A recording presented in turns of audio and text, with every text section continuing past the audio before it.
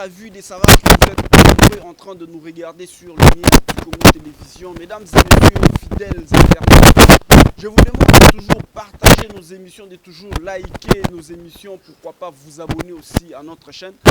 Très cher invité, je m'appelle Djelor Kachita, je suis à la présentation de cette émission. Je suis servi à la prise de vue et la réalisation par mon ingénieur Fanny Chiswaka. Je ne serai pas seul sur ce plateau. J'ai invité pour vous M. Ghislain Collin, un analyste économique. Avec lui, nous allons discuter sur les questions tournantes autour de la politique congolaise. Mesdames et messieurs, il est déjà avec moi sur ce plateau. Bonjour, monsieur. Bonjour, la santé, ça va? Très bien, par la grâce du Très-Haut. Merci beaucoup. Mesdames et messieurs, partagez nos émissions, abonnez-vous massivement à notre chaîne. Nous attaquons directement l'actualité congolaise. Salomon Escadela aux arrêts. Monsieur Ghislain, qu'en dites-vous? C'est normal. C'est normal que M. Salomon Escadela soit aux arrêts. Si la justice congolaise ou soit les services de sécurité du pays trouve qu'il faut interpeller un ou un autre citoyen. Où est le mal? Salomon Escadela, parmi le bras droit de Moïse Katumbi, vous ne trouvez pas que ça fait tourner comme une récupération politique? Non, mais pourquoi? C'est un citoyen congolais, il doit jouir des lois du Congo et il doit subir de mêmes lois du Congo. S'il faut qu'il subisse la loi, est-ce que c'est parce qu'il est aux côtés de Moïse Katumbi qu'il ne doit pas subir la loi? Ou c'est parce qu'il est aux côtés de Moïse Katumbi qu'il doit subir la loi? Non, mais c'est normal, c'est un citoyen congolais. C'est un citoyen, même s'il n'était pas congolais, c'est un citoyen qui vit dans une république où il y a les lois et préceptes à observer. Si la justice ou encore les services de sécurité trouvent qu'il faut l'interpeller, c'est normal. Moi, je ne trouve pas où il y a un problème. C'est normal qu'il soit interpellé. Il va s'expliquer. S'il a raison, on les relâche. S'il n'a pas raison, la justice, elle sait ce qu'il doit faire. Vous ne trouvez pas qu'à ce stade, commencer à arrêter les opposants, ça risque de tourner très mal? Ça sera ça sera raconté, mal vu partout dans le monde, non, que Félix Tshisekedi est en train de déranger les opposants. Non, surtout, monsieur le journaliste, nous avions eu la chance d'avoir un président aujourd'hui qui promouvoit l'état des droits. L'état des droits, ça veut dire quoi? La justice est libre de faire ces choses ou d'interpeller tout ce qu'il veut sans qu'il y ait une main noire derrière, sans qu'il y ait l'autorisation du chef de l'État. Parce que le chef de l'État, il a promis l'état des droits dans notre République. Il n'est pas là pour être derrière la justice, pour instrumentaliser la justice. Non. Le chef de l'État a beaucoup de choses, a beaucoup de chats à fouetter qu'à instrumentaliser la justice. Si la justice aujourd'hui, ou encore le service de sécurité, ont trouvé que telle ou telle autre personne doit être interpellée, où est le problème? Est-ce que c'est parce qu'on est opposant qu'on doit faire toutes choses, qu'on doit bafouer, qu'on ne doit pas respecter les lois et préceptes, qu'on ne doit pas les observer? Mais non. On ne doit pas politiser toutes choses, monsieur le journaliste, cher Congolais. On ne doit pas politiser toutes choses. Ce n'est pas parce qu'il est proche d'un opposant ou il est opposant ou proche de Moïse Katumbi que celui-là doit être interpellé. Non. Si les services de sécurité l'ont interpellé, c'est-à-dire qu'il y a quelque chose qui lui-même doit donner les éclaircissements et la clarté sur le fait qui lui sont reprochés. Parce que vous avez parlé de l'état de droit, l'UDPS parti aujourd'hui au pouvoir a milité plus de 33 ans avant de prendre le pouvoir pour l'état de droit. Est-ce que vous trouvez que l'état de droit est vraiment instauré ici en République démocratique du Congo? Mais exactement, je peux vous le prouver. Aujourd'hui, sur 5 personnes arrêtées, 4 personnes sont du côté du pouvoir. sur 5 personnes arrêtées aujourd'hui, statistiquement, 4 personnes sont du côté du pouvoir. Nous avons vu plusieurs personnes de l'IDPS, de l'Union Sacrée, Etienne Longondo qui a été arrêté, il a été relâché. Il y en a plusieurs. Vital Kamerhe a été arrêté, il a été relâché. Aujourd'hui, Jamar Kaboun qui est aussi en prison, on ne sait pas s'il sera aussi relâché comme d'autres personnes. Et vous nous parlez de l'état des droits jusqu'en ce moment. Mais bien sûr, l'état des droits, c'est laisser la justice agir en tout pouvoir. La justice a son pouvoir à lui-même. Seule la justice sait pourquoi il doit relâcher telle ou telle autre personne. Et puis, je vais vous dire un truc. On n'a pas dit que lorsqu'on interpelle quelqu'un, du coup, il est en erreur ou il est en infraction. Si seulement vous êtes reproché de quelque chose et qu'il n'y a pas encore d'éclaircissement dessus, on doit vous interpeller, on vous garde. On vous garde, vous allez donner les éclaircissements, on doit faire des enquêtes. Et puis si les résolutions, ou soit le rapport, le résultat des enquêtes prouvent que vous êtes innocent, vous n'êtes pas impliqué ou intéressé par le fait dont vous êtes reproché, on vous relâche. On vous relâche, on vous rétablit dans vos droits. Monsieur Ghislain Collin, à quelques mois des élections, nous remarquons la justice tracasser seulement, donc arrêter bien sûr seulement les opposants. Récemment, on a arrêté Mike Mukebai de l'opposition de l'Assemblée de Moïse Katumbi. Dans pas longtemps, on a arrêté Salomo Escadela. Vous ne trouvez pas que dans quelques mois des élections, avec des arrestations comme ça risque de donner aussi la parole aux opposants? Vous ne trouvez pas que ça risque de tourner comme ça? Non.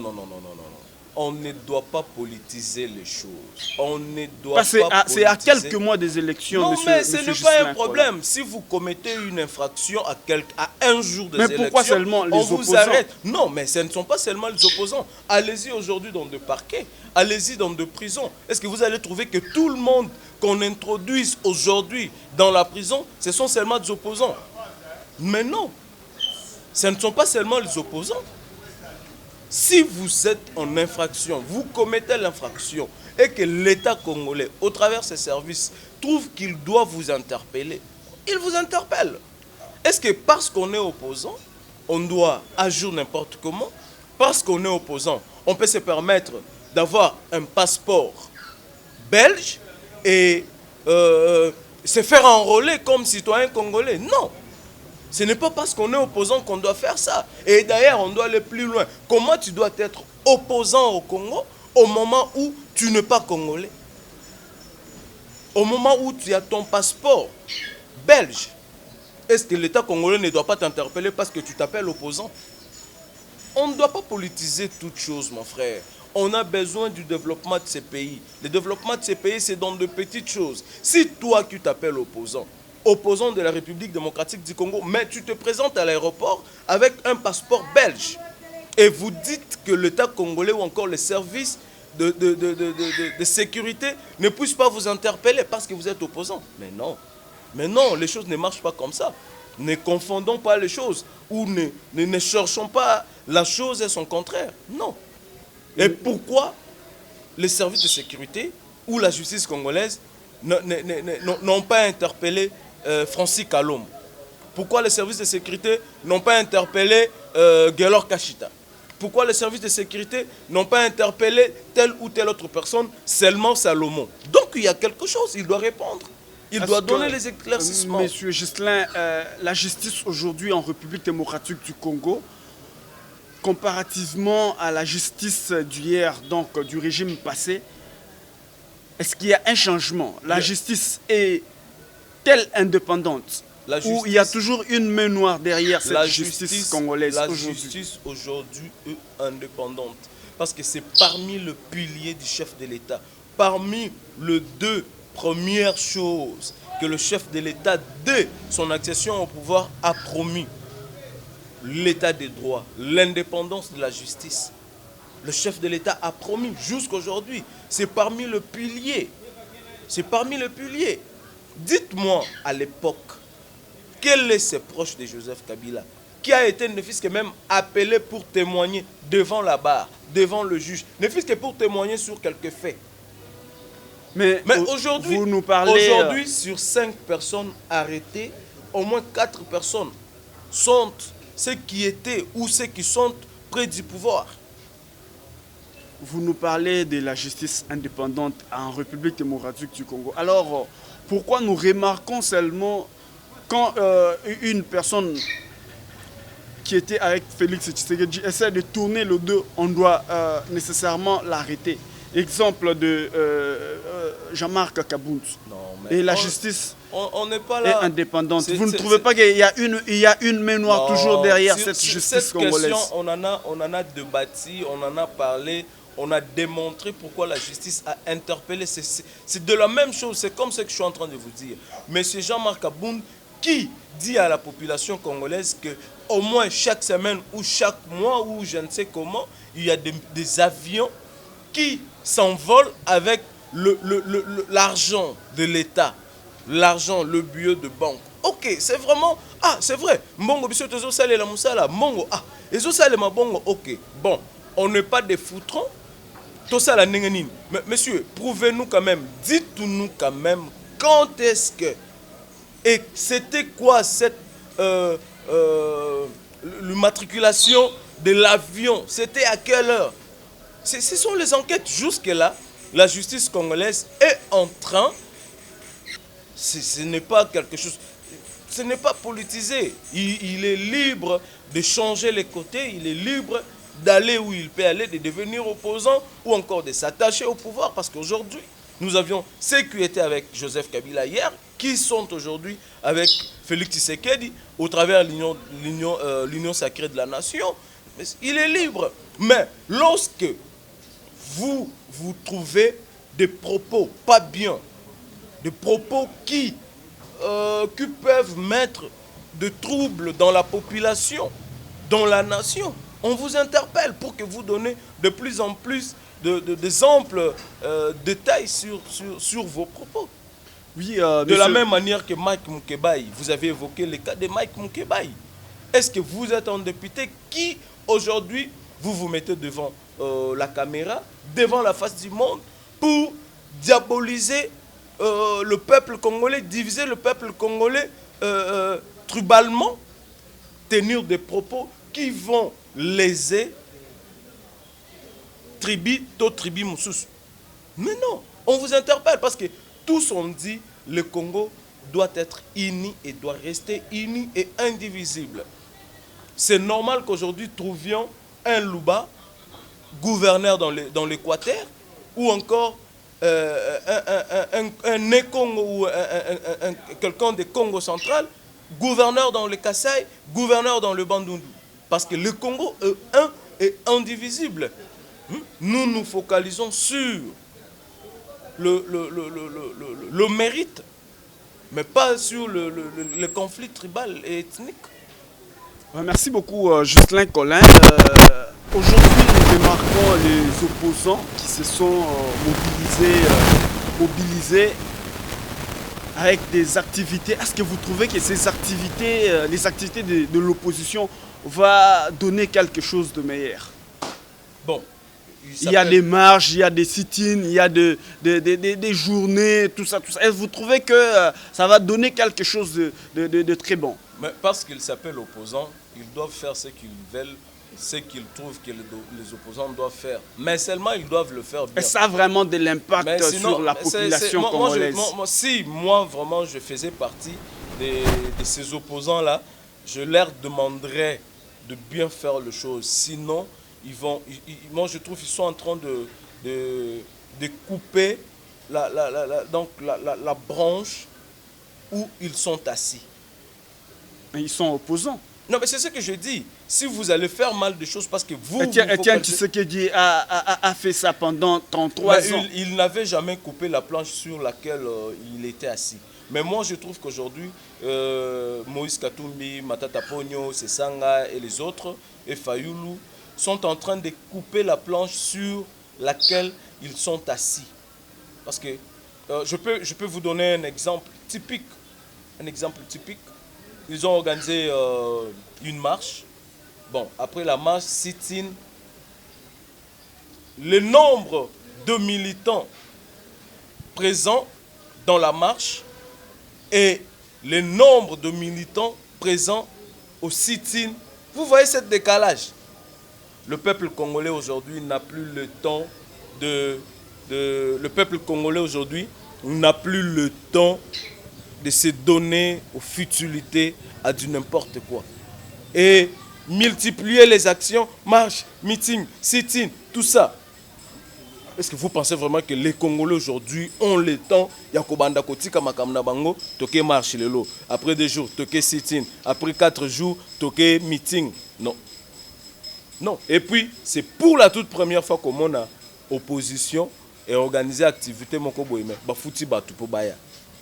Dans l'histoire du monde, la toute première fois. Donc, je vais leur conseiller, Baza Mikolo Nabiso, ce sont nos aînés politiquement.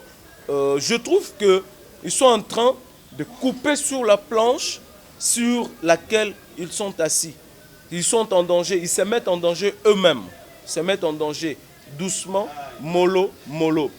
Monsieur Ghislain, analysons. Est-ce que quand tu remarques aussi l'opposition congolaise, est-ce que tu trouves que ça va... ils ont vraiment besoin des élections? Le pouvoir, je parle du pouvoir, le régime de Tshisekedi. Et le régime de Tshisekedi aussi a besoin des élections, d'organiser les élections ici en République démocratique. Il y a pas de ce souci-là. Je parle de l'opposition et le pouvoir. Je pense que par le pouvoir nous montre qu'ils sont en train d'organiser les élections. Identification, enrôlement. Tout ça, l'identification et enrôlement. Les lots, nettoyage affiché, bah, expert baillé, tout ça. Te présenter. Lorsqu'il y a eu d'abord, est-ce que Bozo m'a dit que chaque fois qu'il y a que la CENI marque un pas, l'opposition dit non, c'est mauvais. Bon, c'est mauvais, ça devrait se faire comment? Vous ne donnez pas de solution. Token à identification et enrôlement. Non, Ezamabe, Ezabiante. Bon, c'était quoi la solution? Rien. Token ce qu'on a nettoyage affiché, bah trouver bah doublon. Il y a eu des doublons. Fanichi Swaka, Salaki carte na bandal, a que sur la carte, na Kitambo, on a 4 cartes. Bon, bah nettoyer fichier, bah longo lié d'office, bah côté à ta place mon côté. Pour bah quoi te batika et wapi. Bah longo lié d'office. Bah nettoyer fichier éthiquement propre. Non, bah ça l'est bien té, et ça normalité. Bon, qu'est-ce qui est normal pour vous? Est-ce que le pouvoir est en train de faire que Babylone quoi Mabé? Et de toutes les façons, la CENI est en train de travailler en toute liberté.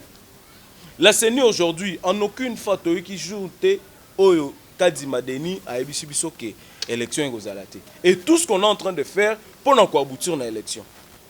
Le chef de l'État, partout où il passe, élection incausale. Bon.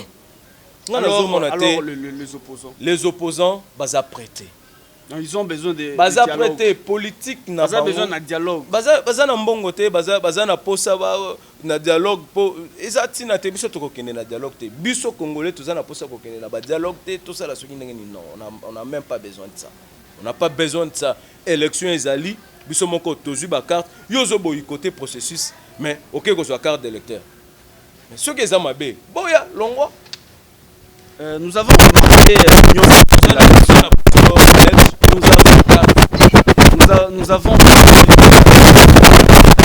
ils se sont réunis pour dire un seul candidat président de la République, ce qu'il dit. Et il y a aussi les opposants. Est-ce que vous trouvez que Félix Tshisekedi est un candidat potentiel pour l'Union sacrée de la nation et il aura le 2e mandat? Mais ça c'est trop sûr. C'est trop sûr parce qu'on a démontré à la face du monde. L'Union sacrée a démontré à la face du monde ces stades de martyrs qui étaient débordés jusqu'à l'extérieur. Et je m'étais dit d'ailleurs que les musiciens se disent stars, mais ils ne sont pas stars. Félix Tshisekedi, c'est la star la plus populaire de la République. Le plein, imaginez-vous, juste par son nom. Lui-même n'était pas sur place, juste par les noms. Félix Tshisekedi, notre candidat, regarde le plein. Le plein jusqu'à l'extérieur. Et s'il était venu? Et vous ne trouvez pas que l'Union sacrée est venue uniquement pour leur propre intérêt? là pour l'intérêt de la population. Vous ne trouvez pas ça parce qu'il y a plus de 500 partis politiques dans l'Union sacrée. Beaucoup de leaders. Est-ce que ces gens-là sont dans la vision du chef de l'État? Le chef de l'État ne doit pas avoir dans sa vision de gens, mais les actes, de choses à faire.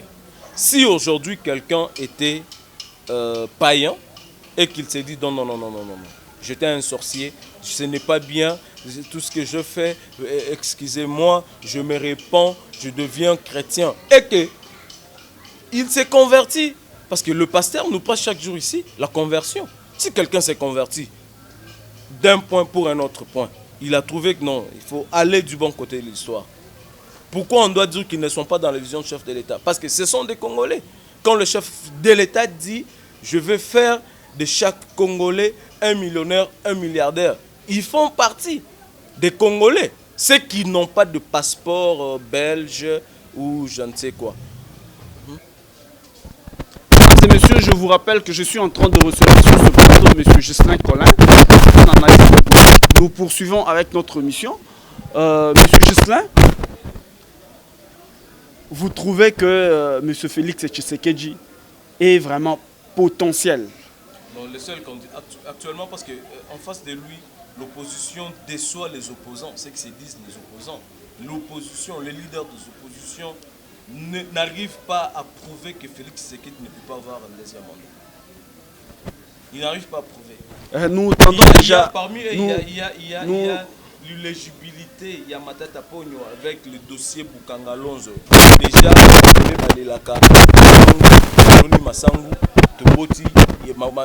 Boti Université.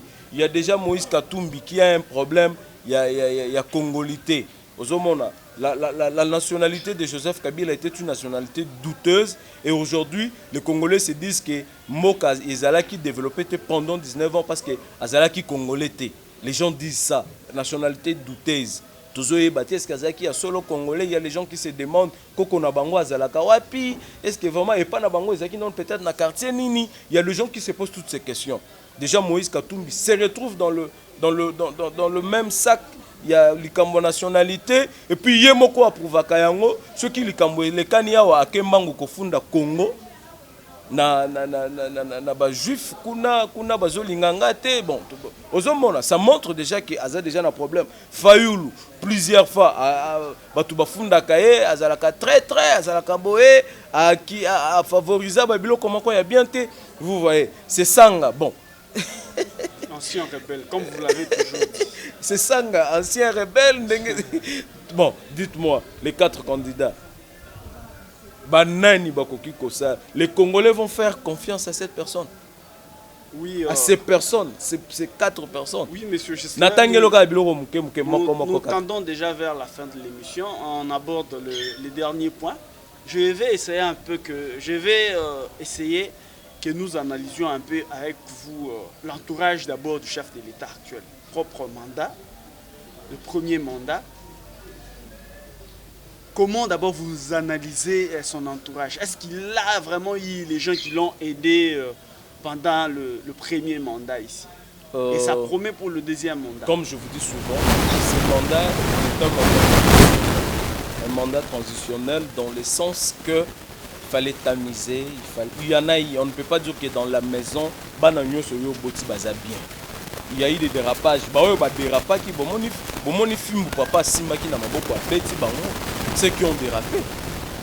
Et les lots tamisage ezali bazotikala bazoyeba te papa lingaka boete papa salaki boete. On ne doit pas dire que nyonso ezali or toning. Non, il y a eu des dérapages dérapaki bazoaki ba film. Mais aujourd'hui l'entourage du chef de l'État est bien. Généralement. Ouais, mais s'il faut aussi, s'il faut dénoncer, récemment il y a eu révocation de 23 journalistes à la présidence, mais nous avons remarqué, on a remis 26 personnes à la place de 23. Et nous avons remarqué les figures qui ne sont même pas connues. Apparemment, les gens qui venaient de la diaspora On n'a pas compris pourquoi ça doit se passer comme ça. Parce que ce sont des choses qu'on doit toujours dénoncer. Ceux qui ne sont pas bons, on doit les dire. On ne doit pas entrer dans l'administration d'une institution. Ça, c'est l'administration d'une institution. Nous et vous ne sommes pas le chef ou encore le chef de service ou encore le patron de ces gens-là qu'on a engagés ou qu'on a révoqués. Seuls les gens qui les ont révoqués ou engagés savent pourquoi ils ont fait ça et pourquoi ils ont fait ça. On ne doit pas entrer dans l'administration où nous ne faisons pas partie. Ils savent pourquoi ils l'ont fait. Mesdames et messieurs, nous sommes arrivés pratiquement à la fin. Un mot de la fin et en clôture. On va demander à la population congolaise que restons vigilants, préparons-nous pour les élections, préparons-nous pour voter et donner au chef de l'État un second mandat pour qu'il atteigne les objectifs qui sont le développement de notre pays, car il est la seule personne qui a la vision, qui comprend ce que c'est le développement de ce pays et ce que veut la population congolaise. Restons vigilants, ne nous donnons pas aux mensonges des opposants et autres. Restons vigilants derrière le chef de l'État, Félix Antoine Tshisekedi Tshilombo. Pour finir, la gestion à Mai-Ndombe, les gens en parlent trop, c'est parmi aussi les actualités actuellement. Un peu de commentaires et on clôture l'émission. Oui, déjà, moi je vais féliciter le courage et la force de Madame Rita Bola, Excellence, Madame le gouverneur.